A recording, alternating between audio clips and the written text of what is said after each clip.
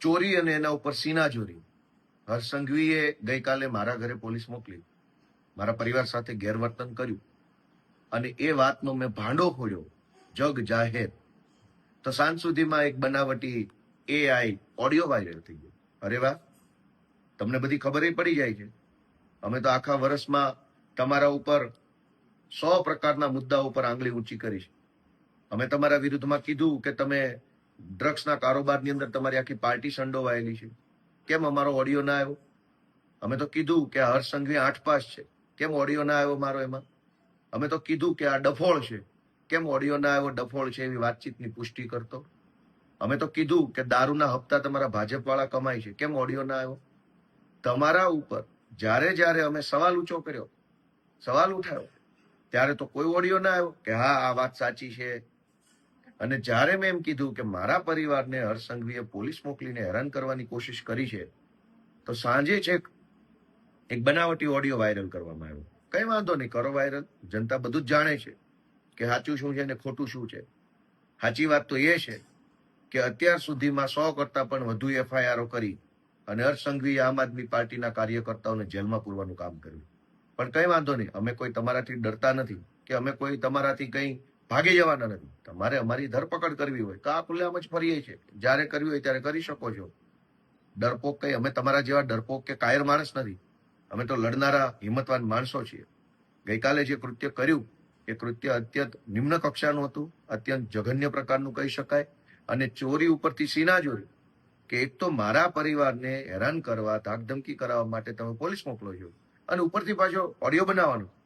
અને ઓડિયો પણ 8 પાસ ને છાજે એવો ઓડિયો છે. કોઈ ડફોળ માણસ, હલકી બુદ્ધિનો માણસ, નિમ્ન કક્ષાની વૃત્તિ ધરાવતો માણસ જેવો ઓડિયો બનાવે એવો ઓડિયો છે, જેમાં કહેવાતો જે કોઈ ભાઈ છે સામેવાળો એ પાછો મને કાયદાનું જ્ઞાન આપે છે કે હમણાં ઓલો નવો નિયમ આવ્યો છે, એમાં ઘરના ફોટા પાડશે, પછી એ ફોટા અપલોડ કરવા પડે.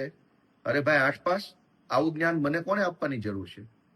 હું તો ઓલરેડી પોલીસમાં રહી ચૂક્યો છું, હું ઓલરેડી પોતે વકીલ છું, મને બધી જ ખબર હોય કયો નિયમ છે ને કયો નિયમ નથી. એમાં મને કઈ કોઈએ ફોન કરીને કહેવાની જરૂર જ નથી હોતી કે હવે આવો નિયમ આવ્યો છે. પાછો કહેનારો વ્યક્તિ એમય કહે છે કે બા ઘરે એકલા છે. ઓહો, આટલું બધી ફેબ્રિકેટેડ વાત. બા ઘરે એકલા છે કે નહીં એનાથી પોલીસને ક્યાં આમાં કઈ કે લેવા દેવા છે? અને જાણે તો મને ફોન કરીને પોલીસે આગોતરી જાણ કરી હોય કે તમને ઘરે આવશે, આમ કરશે, તેમ કરશે.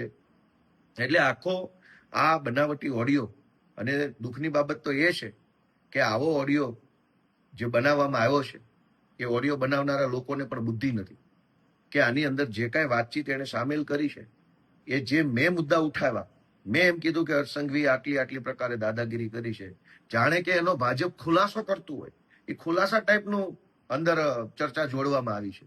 એટલે આ આખી બનાવટી વાત જે છે ચૂંટણી ટાણે આવી છે.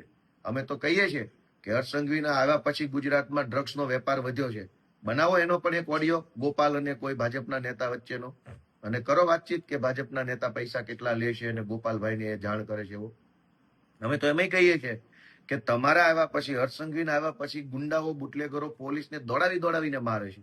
પાટણમાં માર માર્યો, અમદાવાદમાં માર માર્યો, રાજકોટમાં, અમદાવાદમાં, વટવા સાઈડે પોલીસની ગાડીઓ પર તલવારો મારી હતી.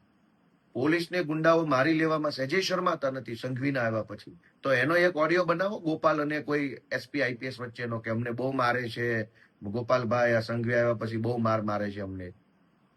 તમારી ઉપર 100 સવાલ ઉઠાવ્યા છે, ત્યારે તમને ઓડિયો બનાવવાનું ના સૂઝ્યું.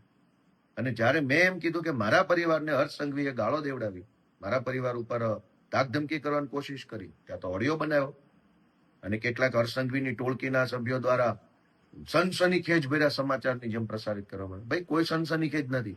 સનસની તો 2027માં સનસનીખેજ ભર્યા સમાચાર આવવાના છે. બ્રેકિંગ ન્યૂઝ 27માં આવવાના છે. સંઘવી જેલમાં જાય છે ને આમ આદમી પાર્ટીની સરકાર આવે છે. જય જય ગરવી ગુજરાત.